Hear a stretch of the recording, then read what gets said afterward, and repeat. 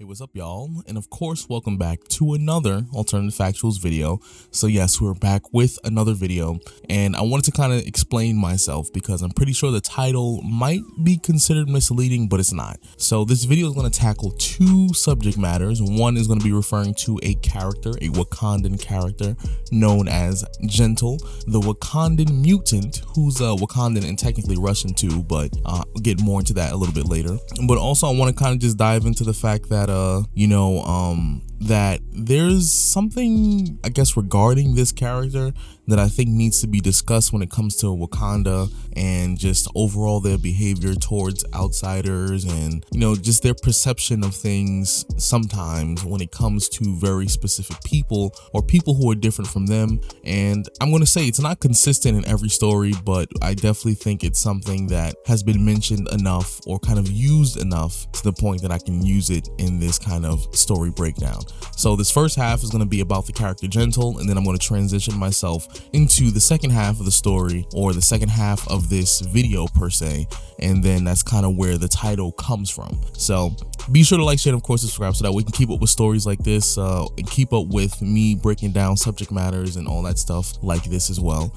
And without further impossible ado, let's kind of dive into today's video. So today we're going to be talking about the Wakandan Mutant Gentle. Now Gentle has a very interesting set of powers.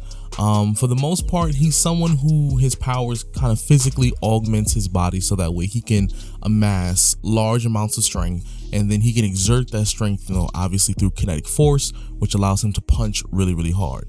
Now, in terms of what his actual powers are and what they're capable of doing, there technically isn't an upper limit to his abilities. However, because his body cannot handle the amount of power once he gets to a certain threshold, eventually he will start to risk the chance of having seizures or just simply dying, which must really suck for someone like him. You have a mutant and you're really powerful, but then you can't use the full extent of your powers, so it must really, really suck. Now, his powers are really straightforward, and I don't think it's really that deep, but for the most part, some people I'm pretty sure know, but he was introduced in 2006 New X-Men number 23 during the decimation of the mutant population during that whole House of M situation with Wanda Maximoff and her, being as powerful as she was during that point in time.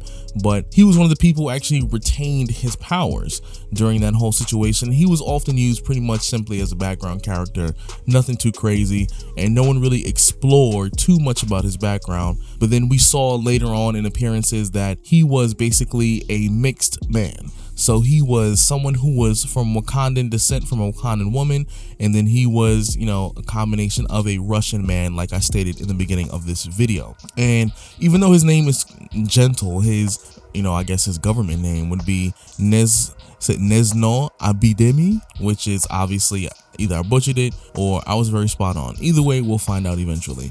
But what happens when it comes to him being someone who is mixed of some sort of, a Wakandan and Russian background, he still managed to just stay in Wakanda.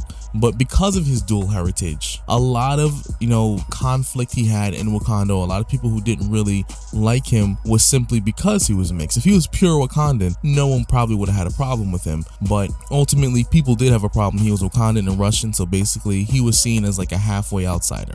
But to put insult to injury, the fact of the matter was he had the X gene too. Now, this is where I'm going to kind of transition into the video, kind of breaking down a very specific type of subject matter that some people might not be ready to hear, or maybe something that, may be controversial. I'm not saying what I'm saying is absolute fact. I think it's something that we can definitely have a discussion about because I'm curious to see what other people's opinions are. But because he was a mutant, he definitely was treated differently in Wakanda as well. So on top of the fact that he was a Wakandan native because of his mom, and then he also was mixed with a Russian man, and then on top of that, he had the X gene, he was definitely treated like an outsider, which is very, very conflicting because Wakanda is supposed to be a place of, no matter, as long as you're black, you should experience a really good, or have a really good experience in Wakanda for the most part. Yeah, he's mixed, but his mom is from Wakanda, so why does it matter? But then he has an X gene. So what if he has powers? The royal family, most of the royal family from like the beginning of time all of them had powers that came from a royal herb. Yes, it was very specific and it was kind of a controlled substance in a sense, but nonetheless, they all have powers too. So how come the royal family is seen okay, but then someone who actually has a natural X gene, something that they're born with, he was seen as an outsider in a country where he's native from? That's kind of jacked up when you think about it. Now, I think it's been said before, and I'm kind of going to go over this, and that Wakanda in a lot of ways, even to some level, I think T'Challa, but obviously Wakanda in general, the nation of Wakanda, the intergalactic empire of Wakanda sometimes can have like this very purist kind of point of view when it comes to their people. They feel like anyone who, you may be black, sure, but anyone who isn't from Wakanda specifically, you're not one of us.